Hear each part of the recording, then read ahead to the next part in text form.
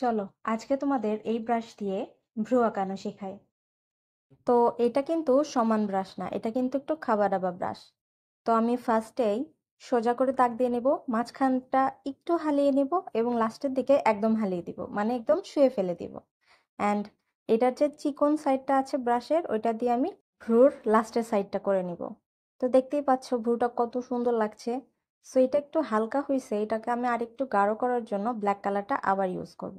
Same প্রসেসে তোমরা ভ্রুর shape অনুযায়ী এই ব্রাশটা ইউজ করলে অনেক সুন্দর একটা ভ্রু আঁকায় নিতে পারবা।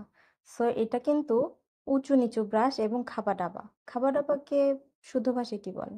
আচ্ছা যাই হোক, আমি তোমাদের আরেকটা আঁকিয়ে দেখাচ্ছি।